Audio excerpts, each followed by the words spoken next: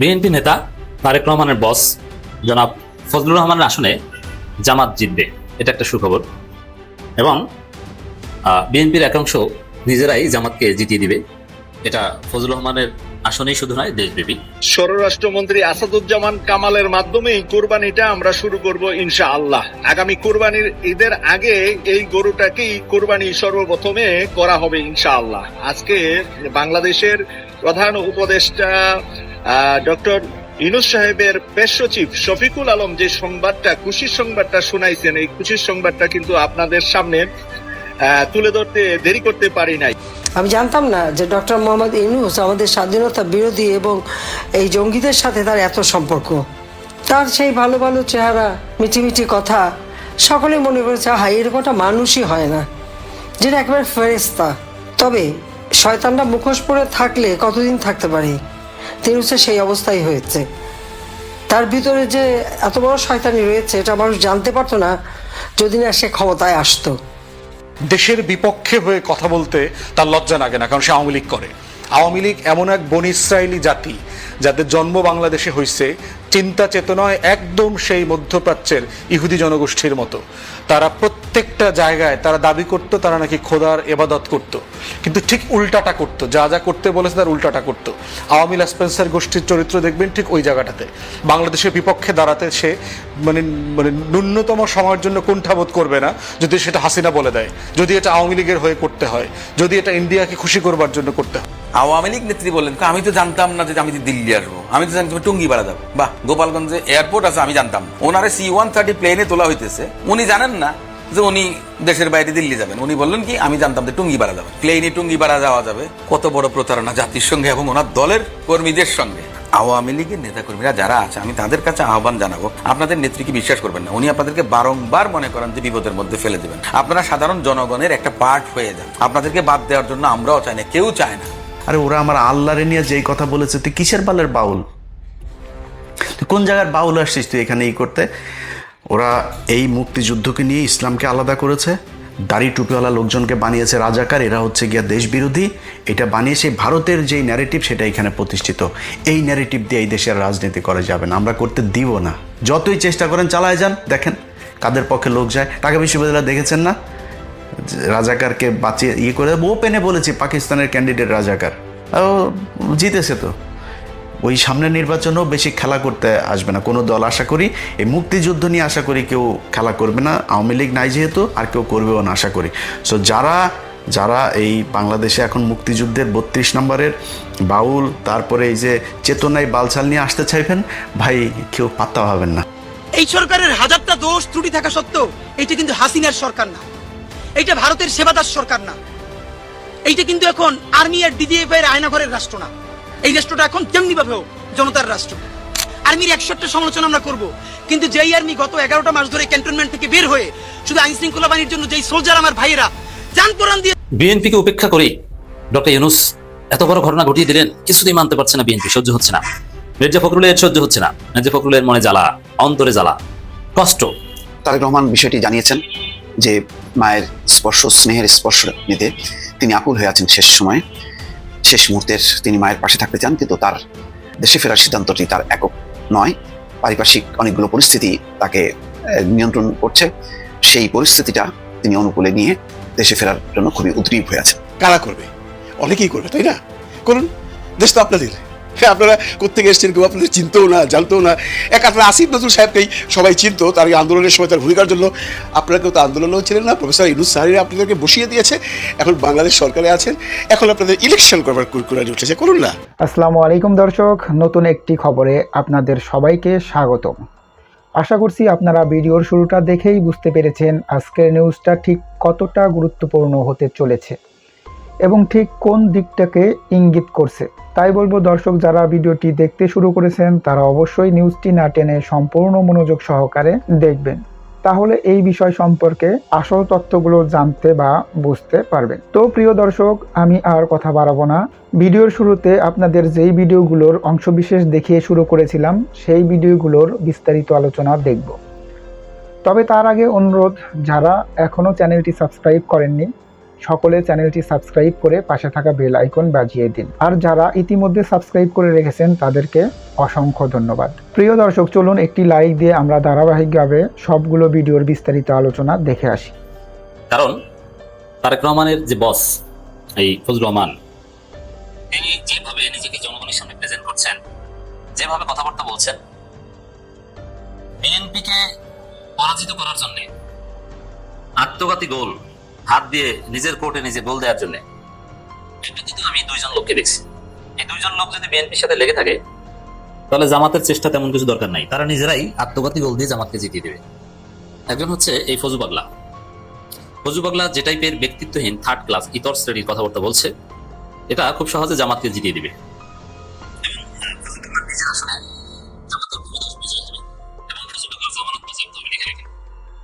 বিএনপির লোকজনই এর প্রতি বিরক্ত, লজ্জিত। তরুণ প্রজন্ম, তরুণ ছাত্রদল নেতারা পারলে একে জুতা পিটা করে এই অবস্থা। তারেক রহমান এই ফজু পাগলাকে বস মেরেছেন, তারেক রহমান অনেক মনের কথা এই ফজু পাগলার মাধ্যমে বলান, এটা তারেক রহমান কি ডুবাবে? যদিও এরই মধ্যে খবর বেরিয়েছে যে রাজনীতি থেকে তারেক রহমানকে মাইনাস করার চেষ্টা করা হচ্ছে বিএনপির নেতৃত্ব থেকে, বিদেশে বসে এই চেষ্টা চলছে। এটা বিবিসির একটা রিপোর্টে উঠে এসেছে সজীব ওয়াজেদ জয়ের বক্তব্যের সূত্র ধরে। আরেকজন হচ্ছে এই বাবু সিটি হুজুরের মতো যদি কয়েকজন হুজুর বিএনপির সাথে থাকতো তাহলে বিএনপির হমাশা। এরা যে উদ্ভট কথাবার্তা বলছে, এতে বিএনপির ভোট ম্যাসিভলি হ্রাস পাচ্ছে, কমে যাচ্ছে। দেখেন, ফজু পাগলার কথা প্রথমে বলি যে এই লোক নিয়ে যেভাবে ট্রল হয়, যেভাবে হাসে মানুষ, এবং বিএনপির লোকজনই যেভাবে ট্রল করে, এই লোক এমপি হবে এই নতুন বাংলাদেশে? Is it possible? অতীতে শুধু হেরেছে আর হেরেছে। এই ফজু পাগলা 4000 ভোট পেয়েছে, জামানত বাজেয়াপ্ত হয়েছে, কখনো জিততে পারেনি, 14 দল পরিবর্তন করেও জিততে পারেনি। এই লোক জিতবে এটা আপনি চিন্তা করেন? এই যেরকম পাগল ছাগল টাইপের একজন লোককে মানুষ ভোট দিবে, কোনো রুচিশীল মানুষ বিএনপি ভোট দিবে, এটা আপনার বিশ্বাস হয়? কখনোই না। দেখেন, কিছু কথা আপনাদেরকে বলি যে কারণে বিশ্লেষণটা করছি। যেমন যে জামাত জিতলে আমি বিষ খাবো, আপনি চিন্তা করেন এই ধরনের একজন ইতর শ্রেণী থার্ড ক্লাস টাইপের একজন লোক যে এই কথা বলে জামাত জিতলে বিষ খাবো, এই টাইপের কোন অপদার্থ স্টুপিড লোককে জনগণ ভোট দিবে? আরে ভাই, ভোট এই কথা বলার কারণেই তো আপনাকে ভোট দিবেন। আপনি বিষ খাওয়ার থ্রেট দেন, আপনাকে ভোট দিবে? আপনি তো পাগল ছাগল, আপনাকে তো পাবনা বেঁধে রাখা উচিত অথবা কাউন্সিলিং করানো দরকার। জামাত জিতলে বিষ খাবো, এটা কোনো নেতার ভাষা? এই নাকি আবার বলে মুক্তিযোদ্ধা, কিন্তু মুক্তিযোদ্ধা ভুয়া মুক্তিযোদ্ধা। পিনাকি ভট্টাচার্য একটা আলোচনা দেখেছেন, চাপাবাজ, এই করেছে সেই করেছে, আসলে কিচ্ছু না, চাপার উপর চলে। এটা পিনাকি হাতে কলমে ধরিয়ে দিয়েছেন যে কিভাবে ভুয়া মুক্তিযোদ্ধা ফজু পাগলা, মুক্তিযোদ্ধা ভুয়া যেহেতু এই কারণে। তো অমুক দল জিতলে বিষ খাবো, এই কথা বলা কোন নেতাকে জনগণ ভুলেও ভোট দিবে না, বিএনপিও ভোট দিবে না, যে এমনি এমনি বিষ খাবে।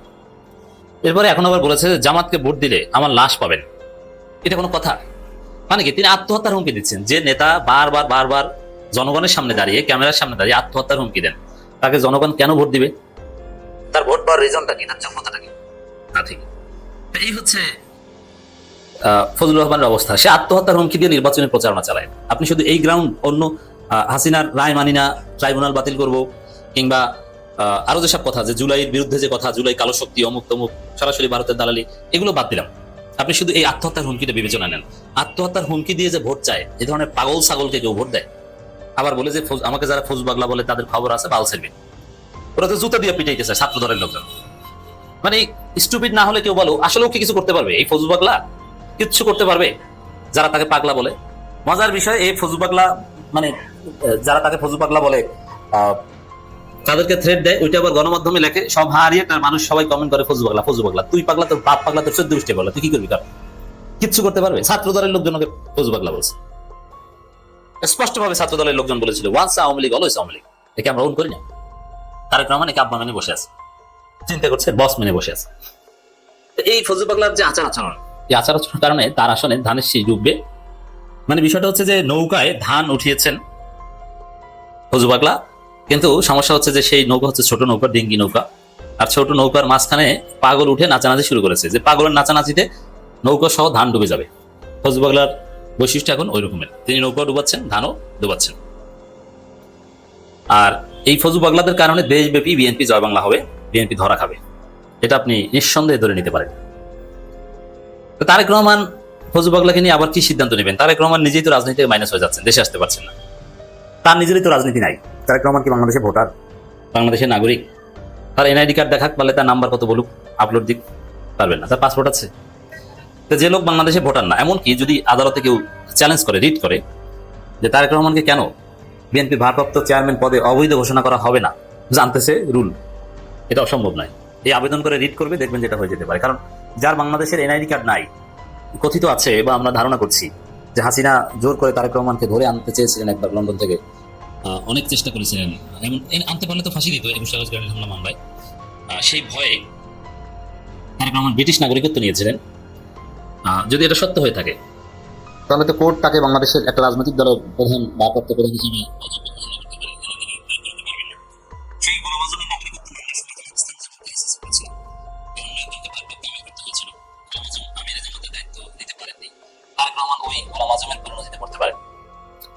তো সেখানে ফজু পাগলাকে নিয়ে আর কি করবেন? তারেক রহমান নিজেই তো বাঁচতে পারছেন না। কিশোরগঞ্জ 4 আসনে বিএনপি মনোনীত প্রার্থী অ্যাডভোকেট ফজলুর রহমান বলেছেন, জামাতকে ভোট দিবেন না, তাদেরকে যদি ভোট দেন তাহলে আমার লাশ পাবেন। তো এরকম কোন ব্যক্তিত্বহীন আত্মহত্যার হুমকিদাতা নেতাকে জনগণ ভোট দিতে পারে না। বাংলাদেশের জনগণ পাগল না। ফজলু পাগলা একটা পাগলা, কিন্তু বাংলাদেশের জনগণ পাগল না। জামাত খুব সহজেই জিতে যাবে। জামাতের প্রার্থী যিনি আছেন তার সাথে একবার কথা হয়েছিল আমার, সম্ভবত আমি কিশোরগঞ্জ 4 সম্ভবত, আমার এক্স্যাক্টলি মনে নেই, ছবি তুলেছিলেন আমার সাথে। ভাইকে বলতে চাই যে আপনি খুব সহজে জিতে যাবেন, জাস্ট একটু ধৈর্যের সাথে কাজ করেন। এই গালাগালি করে এগুলো করতে দেন, এগুলো থামানোর চেষ্টা করবেন না, তাকে বাধা দেওয়ার চেষ্টা করবেন না, তাকে ভয় দেখাবেন না। এবং বিএনপি যেন ফজলুর রহমানের মনোনয়নটা থাকে শেষ পর্যন্ত, জামাত এই বিষয়ে সাপোর্ট দিয়ে যান, জামাত খুব সহজে জিতে যাবে। কষ্ট দর্শক, ডক্টর ইউনূস সরকার আইন পাশ করছে, সিদ্ধান্ত নিচ্ছে, সংস্কার করছে। প্রতিনিয়ত উপদেষ্টা পরিষদের বৈঠক হলেই বেশ কিছু আইন পাশ হয়, জাস্ট রাষ্ট্রপতির সিগনেচারে দিনে পাশ হয়, রাতে রাষ্ট্রপতির সিগনেচারে গেজেট হয়ে যায়। দর্শক, এই জায়গায় বিএনপির আহ্বান হচ্ছে কোনো কিছু করা যাবে না, এই সরকারকে হতে হবে তত্ত্বাবধায়ক সরকার। এর মানে শুধু নির্বাচন পরিচালনা, রুটিন ওয়ার্ক ছাড়া অন্য কোনো কাজ থাকতে পারবে না। কিন্তু না, ইউনূস ওটাকে 4 আনারও দাম দিচ্ছে না। এখন মির্জা ফখরুলের কষ্ট, মির্জা ফখরুল আনুষ্ঠানিকভাবে ডক্টর ইউনূস সরকারের বিরুদ্ধে প্রতিবাদ জানাচ্ছেন যে না, সরকারের ভিন্ন উদ্দেশ্য রয়েছে। বিভিন্ন গণমাধ্যম মির্জা ফখরুলের মনের জ্বালাকে, অন্তরের জ্বালাকে শিরোনাম দিয়েছেন 2 আইন পাশের উদ্যোগে সরকারের ভিন্ন উদ্দেশ্য রয়েছে বিএনপি, মানে মির্জা ফখরুল। এর মানে কি? সরকারের ভিন্ন উদ্দেশ্য রয়েছে। কি উদ্দেশ্য থাকতে পারে? সরকার আইন পাশ করছে, সংস্কার করছে, কি উদ্দেশ্য থাকতে পারে? মানে সরকার নির্বাচন দিবে না, আরো ক্ষমতায় থাকতে চায়, সেই উদ্দেশ্য রয়েছে? মুখ ফুটে বলেন যদি থেকে থাকে। তাহলে বুঝতে পারছেন যে বিএনপি কেন নির্বাচনের প্রস্তুতি নিচ্ছে না, তারেক রহমান কেন দেশে আসছে না। বিএনপি মনে করে যে নির্বাচন হবে না, বা তারা আসলে নির্বাচন চায় না। সরকার সিদ্ধান্ত নিলে বলছে যে ভিন্ন উদ্দেশ্য রয়েছে, যাতে দায়ী করতে পারে যে সরকারের কারণে নির্বাচন হয়নি। আসলে বিএনপি নিজেরা নির্বাচন চায় না। আর যদি চাইতো তাহলে তারেক রহমান দেশে আসতো, নির্বাচনের প্রস্তুতি নিলে তারেক রহমান দুদিনে দেশে আসতো, আসে না। সরকার আইন পাশ করে, এটাও তারা সহ্য করতে পারছে না, মানতে পারছে না, মনে বড় জ্বালা। আবার জয়নুল আবেদিন ফারুক বলছেন যে নির্বাচন, বিভিন্ন মহল থেকে নির্বাচন পেছানোর ষড়যন্ত্র চলছে। আচ্ছা, বিভিন্ন মহল থেকে যদি নির্বাচন পেছানোর ষড়যন্ত্র চলে, সেই মহলটাকে, ওইটার ব্যাখ্যা আবার জয়নুল আবেদিন ফারুক বলছেন যে নতুন নতুন উদ্যোগ, সিদ্ধান্ত, এগুলোর কারণে। এর মানে ইউনূস সরকার আইন পাশ করছে, ছোটখাটো কিছু সংস্কার করছে, কিছুতেই বিএনপির সহ্য হচ্ছে না। বিএনপিকে উপেক্ষা করে ডক্টর ইউনূস এত বড় সংস্কার করছে, মির্জা ফখরুল বিএনপি কিছুতেই মানতে পারছে না। ঘটনা ঘটে গেছে, আমি দেখছি বিএনপির মনে বড় কষ্ট, অন্তরে জ্বালা। এই জ্বালাটা একটু বিশ্লেষণ করি। এবার আসেন, পুলিশ কমিশন ও এনজিও বিষয়ক আইন পাশের উদ্যোগে সরকারের ভিন্ন উদ্দেশ্য রয়েছে বলে মন্তব্য করেছেন বিএনপি মহাসচিব মির্জা ফখরুল ইসলাম আলমগীর। এখানে 2টা বিষয়। একটা হচ্ছে যে কোনো একটা আইনের কোনো ধারা অথবা প্রেমিস বা যে কোনো একটা বিষয় আপনি আপত্তি করতে পারেন যে না, এটা যথোপযুক্ত হয়নি, কিন্তু আপনি সুনির্দিষ্টভাবে কি কারণে আপনার ভালো লাগেনি সেটা না বলে ওই আইনের উদ্দেশ্য নিয়ে আপনি সন্দেহ করছেন। প্রথম কথা হচ্ছে যে এই পুলিশ কমিশন ও এনজিও বিষয়ক যে আইনের কথা বিএনপি বলছে, এই আইনের কোনো ত্রুটি, এই আইনটার সমস্যা কি, কিছু বলতে পারবে না। যদি পারতো তাহলে ওইটা বলতো যে এই ধারাটা যোগ করা উচিত হয়নি, কিন্তু না, তা না বলে কি বলছে যে সরকারের ভিন্ন উদ্দেশ্য রয়েছে আইন পাশ করা। কোন একটা সিদ্ধান্ত নিলেই সেটা খারাপ, মানে কি চান আপনারা? কিচ্ছু করবে না, শুধু নির্বাচন করবে। এখন পুলিশ কমিশন, এই পুলিশ সংস্কার রিলেটেড আইনে বিএনপির আপত্তিটা কোথায়? কারণ বিএনপি শেষ ভরসা পুলিশকে ম্যানেজ করে ভোট চুরি করবে, ভোট ডাকাতি করবে। কিন্তু মজার বিষয় হচ্ছে সেনাবাহিনী থাকলে তাদের আবার ম্যানেজ করতে পারবে না। বিএনপির বিশ্বাস যে পুলিশকে ম্যানেজ করা যাবে, সেনাবাহিনীকে ম্যানেজ করা যাবে না। তাহলে পুলিশ যদি আবার সংস্কার হয়, পুলিশ দালালি করলে চাকরি চলে যাবে, এরকম কোনো বিষয় টিসা যদি থাকে, পুলিশকে যদি একটা জবাবদিহিতার মধ্যে আনা হয়, তাহলে তো পুলিশও সহযোগিতা করবে না। এই কারণে পুলিশ রিলেটেড কোনো সংস্কারের কথা শুনলেই বিএনপি মাথা খারাপ হয়ে যায়। কারণ বিএনপি এখন শেষ ভরসা যে পুলিশকে ম্যানেজ করে ভোট ডাকাতি করবে। আর ইটস ট্রু যে পুলিশের বেশিরভাগই বিএনপি দালালি করতে চাইবে, কারণ পুলিশ মানে হচ্ছে দুর্নীতিবাজ। পুলিশের মধ্যে খুব কম সৎ কর্মকর্তা আছে, আমাদের অনেক ছোট বন্ধু বান্ধব আছে যারা লক্ষ লক্ষ টাকা ঘুষ খাওয়ার সুযোগ থাকলেও 1 টাকাও খাবেন না বা খান না, আমি চিনি। এবং বরং সে আমাদেরকে বলে যে ভাই, এমন এক জায়গায় আমাকে নিয়ে দেন, এমন একটা জায়গায় পোস্টিং এর ব্যবস্থা করে দেন, সেখানে আমাকে যেন কেউ ঘুষ অফারই না করে। যেমন সাধারণত থানায় বা মামলা তদন্ত রিলেটেড এইসব কাজে ঘুষ অফার করে, কিন্তু পুলিশ ট্রেনিং সেন্টার বা এরকম কিছু কিছু জায়গায় পোস্টিং আছে, অথবা শিল্প পুলিশ, যেগুলোতে ঘুষ টুস কেউ অফারই আপনাকে করবে না বেসিক্যালি। এরকম সব পুলিশ অফিসার আছে, but very little in number, খুব কম। পুলিশ বেসিক্যালি দুর্নীতিবাজ এবং ঘুষ করে। এই কারণে বিএনপির মতো দুর্নীতিবাজ সরকার থাকলে তাদের সুবিধা হয়। আর বিএনপি যেহেতু জনবিচ্ছিন্ন, তাদেরকে জিততে হলে এবং টিকে থাকতে হলে পুলিশের উপর নির্ভর করে টিকে থাকতে হবে। এই কারণে পুলিশ চাইবে যে আমরা তো এম্পাওয়ার্ড হবো, বিএনপি দালালি করি, ঘুষ টুস ভালো খেতে পারবো। আর এই কারণে এই পুলিশ রিলেটেড কোনো সংস্কারের কথা শুনলেই বিএনপি মাথা খারাপ হয়ে যায়, বুঝতে পারছেন? কিন্তু ইউনূস বিএনপি জিকির অনেকদিন যাবত করছে যে স্যার আর কিছু করেন না, আর কোনো আইন পাস করেন না, এটা আপনার কাজ না, এটা নির্বাচিত সরকারের কাজ। তারেক রহমান নিজেও বলেছেন না যে এই বন্দর নিয়ে সিদ্ধান্ত নিতে পারে না সরকার, এলডিসি নিয়ে করতে পারে না, ম্যান্ডেট বিএনপি, ম্যান্ডেট খসরুর মতো এখন ম্যান্ডেট নিয়ে প্রশ্ন তুলছে। অথচ নির্বাচিত সরকারের চাইতে এই সরকার বেশি করতে পারে, কারণ নির্বাচিত সরকারের সাংবিধানিক বাউন্ডারি আছে, আর এই সরকারের সাংবিধানিক বাউন্ডারি নেই। এই সরকার যা ইচ্ছা তা করতে পারে। গণঅভ্যুত্থান তাদেরকে লেজিটিমেসি দিয়েছে, এটা বিএনপি ভুলে গেছে। এটা একদম সহজ হিসাব। একটা গণঅভ্যুত্থানের পর যেটা সংবিধান অনুযায়ী অবৈধ, তারপরে যে সরকার অসাংবিধানিকভাবে কায়েম হয়, তখন আপনি সংবিধানের রেফারেন্স দিলে কিছুতেই আপনি সংবিধানের মধ্যে থাকতে পারবেন না। পদে পদে সংবিধান লঙ্ঘন করে আসতে হবে, বরং এটাকে কিভাবে রেটিফাই করতে হবে এই রাস্তা। ইতিহাস এটাই বলে। সেই ৭ নভেম্বর বিপ্লবের পর কি জিয়াউর রহমান সংবিধান অনুযায়ী চলেছে না, নিজের মতো চলে তারপরে ওইটাকে পরবর্তীতে রেটিফাই করেছে। এরশাদ সাহেব ক্ষমতা নেওয়ার পর কি সংবিধান অনুযায়ী চলেছে না, নিজের মতো চলে পরবর্তীতে রেটিফাই করেছে। এটাই হচ্ছে সিস্টেম। তো এই জায়গায় দর্শক, বিএনপি ওই হাসিনা এবং মুজিবের ভারতের প্রিয় সংবিধানে দোহাই দিচ্ছে বারবার, এটা করা যাবে, এটা করা যাবে না, এটা কেন করছে, ভিন্ন উদ্দেশ্য। তো ভিন্ন উদ্দেশ্য কি? সরকার নির্বাচন দিতে চায় না, তাহলে এটা সরাসরি অভিযোগ করেন যে আপনারা নির্বাচন দিতে চান না, এই কারণে আমরা প্রস্তুতি নিই না, এই কারণে আমাদের বস তারেক রহমান দেশে আসে না। খোলাখুলি বলেন, তা বলতে পারেন না, তাহলে কি বলতে পারেন? আপনার মনের কথাও তো বলতে পারেন না, আপনাদের রাজনীতি নেই। বিবৃতিতে মির্জা ফখরুল ইসলাম আলমগীর বলেন, বিশ্বস্ত সূত্রে আমরা জানতে পেরেছি, গোপন সূত্র। এই বিশ্বস্ত সূত্র মানে কি? গোপন সূত্র। তাড়াহুড়ো করে দুটি আইন বর্তমান অন্তর্বর্তী সরকার পাশ করতে চাচ্ছেন, একটি সংশোধিত পুলিশ কমিশন আইন, অন্যটি এনজিও সংক্রান্ত আইন। আমরা মনে করি নির্বাচনের পূর্বে এই ধরনের আইন পাশ করার পেছনে সরকার ভিন্ন কোনো উদ্দেশ্য কাজ করছে, যা গণতান্ত্রিক উত্তরণের পথকে বাধাগ্রস্ত করবে। এর মানে নির্বাচন না দেওয়ার একটা ইচ্ছা সরকারের আছে, এটা বিএনপি মনে করছে। বুঝতে পারছেন বিএনপির মনের ভয়টা কি? এটা মনের ভয় না, বিএনপি জানে যে সরকার নির্বাচন দিবে, তাহলে এটা কেন বলছে? আসলে তার নির্বাচনে হারবে, এই কারণে বিএনপি নিজেরাই নির্বাচন চায় না, এই কারণে দায়টা দিচ্ছে তার উপর। আপনারা জানেন বিএনপির চেয়ারপারসন দেশনেত্রী খালেদা জিয়ার অবস্থা খুব একটা ভালো নয়। ওনার দলীয় নেতাকর্মীরাই বলছেন, ডাক্তারের ভাষণ অনুযায়ী ওনার অবস্থা খুব সংকটাপন্ন। আমি এখন যখন এই ভিডিওটা করছি তখন বাংলাদেশে সকাল 7টা, আমাদের সুইডেনের রাত 2 বাজে। আমি সবসময় নিউজগুলো দেখছি, আল্লাহর রহমতে কোনো খারাপ সংবাদ এখনো আসেনি। আমরা চাই না ওনার কোনো খারাপ সংবাদ এখন আসুক, কারণ দেশ এমন একটা ক্রান্তিকালে আছে। এই মুহূর্তে খালেদা জিয়ার প্রয়োজন আছে আমাদের দেশের জন্য। আপনি যে দলই করেন, দেখুন বন্ধুরা, আমি বিএনপি করি না, আমি বেসিক্যালি কোনো পার্টি করি না, আমি জামাতকে ভালোবাসি, কিন্তু খালেদা জিয়ার প্রতি আমার একটা ব্যক্তিগত শ্রদ্ধা আছে। কারণ আমার মতে ওনার মতো এমন নেত্রী বাংলাদেশে আর আসেনি আগে।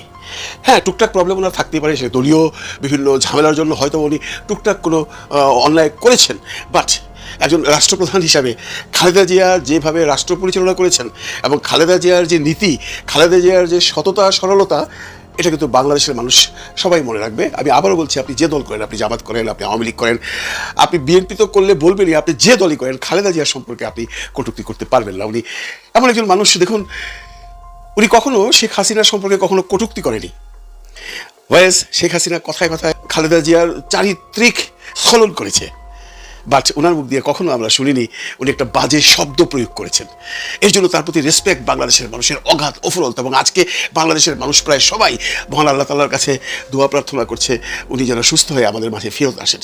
উনি আসলে আমাদের দেশের জন্য মঙ্গল হবে। আপনারা একটা জিনিস খেয়াল করবেন, যখন বিএনপির সাথে বর্তমান প্রধান উপদেষ্টার এই ইলেকশন নিয়ে একটা বাকবিতণ্ডা চলছিল, একটা টানাপোড়েন চলছিল, তখন উনি একটি শব্দমাত্র ব্যবহার করেছিলেন যে তোমরা কোনো উগ্রভাবে কথাবার্তা বলবে না। তারপরে কিন্তু খালেদা জিয়া ম্যাডামের কথার পর প্রফেসর ডক্টর মোহাম্মদ ইউনূস সম্পর্কে বিএনপির নেতাকর্মীরা মুখে লাগাম টেনেছিল। উনি একটা ইতিহাস। উনি এই যে 3টি স্টেশনে দাঁড়াবেন, 3টি কনস্টিটিউশনিতে দাঁড়াবেন, উনি দাঁড়ালে ওনার যেতে হবে না, উনি ভিডিও বার্তা দিয়েই মানুষকে খুশি করতে পারবে, কারণ মানুষের বিশ্বাস আছে তার উপর। এবং ওনার একটা অতীত ইতিহাস আছে, আপনারা জানেন উনি একমাত্র এমপি পদপ্রার্থী যিনি কখনো কোথাও ফেল করেনি। যতগুলো কনস্টিটিউশনিতে দাঁড়িয়েছে সব জায়গায় উনি পাস করেছেন। এটা হলো জনগণের ভালোবাসার জন্য। সেই জনগণকে বলছি, আপনারা ওনার জন্য দোয়া করবেন। আমাদের এখানে সুইডেনও আজকে শুক্রবারে মসজিদে দোয়া হয়েছে। এটা বিএনপির তরফ থেকে না, বাংলাদেশিদের তরফ থেকে। এটা একটা সোশ্যাল অর্গানাইজেশন করেছে, বিএনপি থেকে করেছে কিনা আমি জানি না। খালেদা জিয়া বিএনপির নয়, খালেদা জিয়া বাংলাদেশের খালেদা জিয়া, আমি সেটাই মনে করি। এখন আজকে অনেকেই প্রশ্ন তুলছেন, বিভিন্ন মিডিয়াতে গিয়ে দেখলাম এমন অবস্থায় তারেক রহমান কেন আসছে না। এই প্রসঙ্গটা মনে হয় না তোলাই ভালো, কারণ তার তো মা, তার তো একটা মায়া আছে, তার তো একটা মোহাব্বত আছে, তাই না? উনি কি মনে করেন খুব ভালো আছেন ওখানটায়? উনি ভালো নেই তো। উনি আসছেন না কেন, এর পিছনে অনেক বড় কারণ থাকতে পারে যার জন্য উনি এখনও আসছেন না, যখন তার মা মৃত্যু শয্যায় পড়ে আছেন। আমাদের প্রধান উপদেষ্টা ওনার জন্য দেশবাসীর কাছে দোয়া চেয়েছেন, মাননীয় আইন উপদেষ্টা ওনার সাথে দেখা করেছেন, খোঁজখবর নিচ্ছেন, বাংলা জামাতে আমির খোঁজখবর নিচ্ছেন। বাংলাদেশের এমন কোনো মানুষ নেই যিনি আজকে টেলিভিশনের স্কলের দিকে তাকিয়ে থাকবে না বেগম খালেদা জিয়ার বর্তমান শারীরিক অবস্থা কেমন জানবার জন্য। এরা সবাই হয়তো অন্য দল করে, কেউ হয়তো জামাত করে, কেউ হয়তো আওয়ামী লীগ করে, কেউ হয়তো জাতীয় পার্টি করে, কেউ হয়তো এনসিপি করে, কিন্তু খালেদা জিয়াকে সবাই ভালোবাসে। আমি আবারও এইটা বলি, আল্লাহর কাছে দোয়া চাচ্ছি উনি যেন সুস্থ হয়ে তাড়াতাড়ি আমাদের মাঝে ফেরত আসেন। এবারে সে অন্য প্রসঙ্গে, জামাত প্রসঙ্গে একটা কথা বলতেই হয়। আজকে আপনারা দেখেছেন জামাতের একটা সম্মেলন ছিল, সেখানে নিচের যে গালিচা পাতা হয়েছিল লাল সবুজের একটা সংমিশ্রণ করে, যেটা বলা হচ্ছে যে জামাত বাংলাদেশের পতাকাকে পাড়িয়ে তার এই অনুষ্ঠানটা করেছে। ছবিটা দেখুন, এই ছবিটা বাংলাদেশ জামায়াতের নয়, আমি সেই প্রসঙ্গে পরে আসছি। দেখুন, এই লাল সবুজ দিয়ে এর আগে আওয়ামী লীগও নিচের পাঠাতন সাজিয়েছে। ছবিটা দেখুন, বিএনপিও লাল সবুজের আঙিকে নিচের পাতাতল সাজিয়েছে। ছবিটা দেখুন। এখন আপনি বলতে পারেন তাহলে কি জামাতও সাজিয়েছে? না, জামাত যেটা আপনি ছবিটা আগে দেখেছেন লাল সবুজের সংমিশ্রণে, এটা আসলে আজকে জামাতের ফ্লোর ছিল না। জামাতের ফ্লোর ছিল এইটা। কোনো কিছু সমালোচনা করবার আগে একটু ঘেটে ঘুটে সমালোচনা করবেন, একটু জেনে শুনে সমালোচনা করবেন, তাহলে যারা আপনার সমালোচনা শুনবে, যারা আপনাকে বিশ্বাস করে, তাদের বিশ্বাসটা থাকবে আপনার উপর।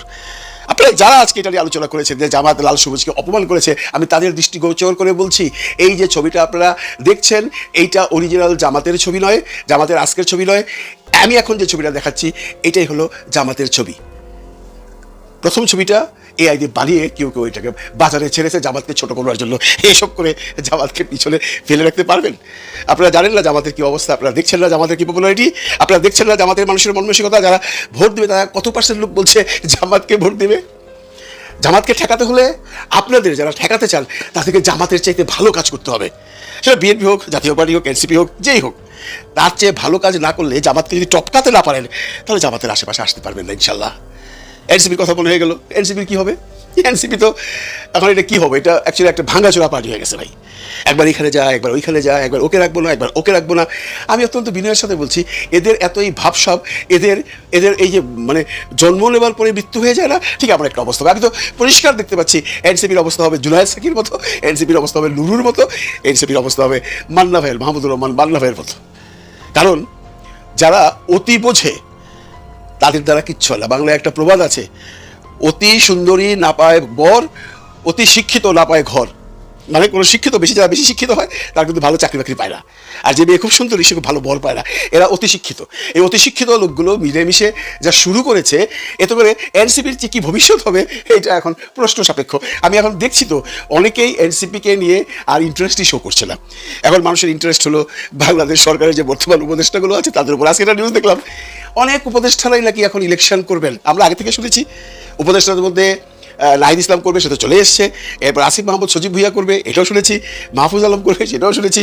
এখন শুনতে পাচ্ছি আরও অনেকেই নাকি এবার ইলেকশন করবে। উপদেষ্টার থেকে গিয়ে কথাটি বলেছেন শফিকুল ইসলাম সাহেব, মাননীয় প্রধান উপদেষ্টার প্রেস সেক্রেটারি, এবং সজীব ভুইয়াও বলেছে। কারা করবে? অনেকেই করবে, তাই না?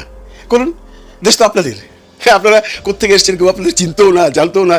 আপনারা আসিফ নজরুল সাহেবকেই সবাই চিনত তার এই আন্দোলনের সময়, তার ভূমিকার জন্য।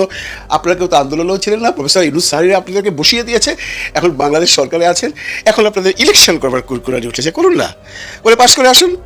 শুধু টাকা দিয়ে এখন ইলেকশন করলে পাশ করতে পারবেন না। মানুষের দেমাগ খুল গয়া, এই যে বাত্তি কা দেমাগ কা বাত্তি হয় না, ও খুল গয়া। আমি বাংলাদেশের মানুষের এই দেমাগের বাত্তি খুলে গেছে, এখন আর কাউকে ধোকা দিতে পারবেন না। আপনি উপদেষ্টা হন, আপনি যে চেষ্টাই হন, কোনো লাভ নেই। খামাখা ইলেকশন করে ওই পয়সাগুলো নষ্ট করবেন। যে পপুলারিটিটা পাইছেন, 2-4টা মানুষের চিনতো, মানুষ এখন থুতু দিবে, কেউ দাঁড়ায় না ইলেকশনে। আর সজীব ভুইয়া আর মাহফুজ ওরা তো এই দল ভাঙাভাঙি নিয়ে যা শুরু করছে। এনসিপির মানুষ এনসিপিতে নাই, বিএনপিতে গেছে, বিএনপিতে যান, যা স্বতন্ত্রভাবে পাশ করে আসেন, দেখি কী করে পাশ করেন। আমার তো মনে হয় না, কারণ মাহফুজ যেমন তেমন সজীব ভুইয়া সম্পর্কে বাংলাদেশের মানুষের খুব একটা ভালো ইমপ্রেশন নেই। আমি এখন বলতে বাধ্য হচ্ছি, আমি এনসিপিকে ভালোবাসি, আমি এনসিপির ছেলেগুলোকে ভালোবাসি। এনসিপির কাছ থেকে অনেক কিছু আশা করেছিলাম, তারা সব আশার ঘুরে বালি দিয়ে দিচ্ছে। কোনো রকম আশাই করতে পারছি না ওদের কাছ থেকে, বিশ্বাস করুন। এরা কেমন যেন হয়ে গেছে। এরা কি সংসদে যেতে চায়, না এরা দেশ চালাতে চায়, না এরা মানুষের ভালোবাসা চায়, না এরা টাকা পয়সা চায়, না এরা ক্ষমতা চায়, না এরা শক্তি চায়, এরা কি চায় এরা নিজেরাই জানে না। রাজনীতি এত সোজা নয়। রাজনীতি যদি এত সোজা হতো তাহলে মাহমুদুর রহমান মান্না বাংলাদেশের মন্ত্রী থাকতো, নুরু অনেক বড় একটা পজিশনে থাকতো, জুনায়েদ সাকি বহু বছর যখন রাজনীতি করছে মানুষ চেনে হয় টেলিভিশনে দেখে, রাজনীতিতে তার কোনো প্রতিষ্ঠা নাই। আপনাদের অবস্থাও তাই হবে। এখনও সময় আছে, এনসিপি গঠন করেছেন, যেভাবেই হোক এই দল থেকে ইলেকশন করুন। এই বিভিন্ন রকম জায়গায় নাক ঢুকায় না যায়, একবার জামাতের ঘরে নাক ঢুকানো, একবার বিএনপির ঘরে নাক ঢুকানো, একবার 14 জন নিয়ে জোট করা, আপনারা সোজাসুজি নিজেরা করেন না। পাশ না করলেন বাংলাদেশের মানুষ জানুক যে এনসিপি নামে একটা পার্টি আছে, আমি ভোট দেইনি, কিন্তু আগামীর দিনের জন্য আপনারা ভবিষ্যৎ হবেন। কিন্তু এখন যদি কোথাও গিয়ে উল্টাপাল্টা দলের সাথে জোটের নাম লেখান না, সারা জীবনের জন্যই বলে যাবেন, আর খুঁজে পাওয়া যাবে না। তো বন্ধুরা, শেষ করছি আবার খালেদা ম্যাডামকে নিয়ে। আমরা সবাই ওনার সুস্থতা কামনা করছি। কালকে একটা রাত অনেক নির্ঘুম কেটেছে অনেকের, বিশেষ করে বিএনপির নেতা কর্মী শুভাকাঙ্ক্ষী শুভানুধ্যায়ী সবারই একটা নির্ঘুম রাত কেটেছে, উদ্বেগ উৎকণ্ঠায় তারা সময় পার করেছে। রাত থেকে টেনশন হয়েছে, কারণ রাতের বেলা বিএনপির সমস্ত নেতারা এভার কেয়ার হসপিটালে ভিড় করেছেন, যেখানে বেগম খালেদা জিয়া চিকিৎসাধীন। সরকারের উপদেষ্টা ডক্টর আসিফ নজরুলও সেখানে গেছেন। প্রধান উপদেষ্টা ডক্টর মোহাম্মদ ইউনূস দেশবাসীর দোয়া চেয়েছেন, জিএম কাদের দোয়া চেয়েছেন, ডাক্তার শফিকুর রহমান দোয়া চেয়েছেন। মোট কথা, দল মত নির্বিশেষে এনসিপি তরুণ নেতারা তারাও বাদ যাননি, সবাই একযোগে এক বাক্যে তারা দোয়া চেয়েছেন এবং অনেকেই ভিড় করেছেন এভার কেয়ার হসপিটালে।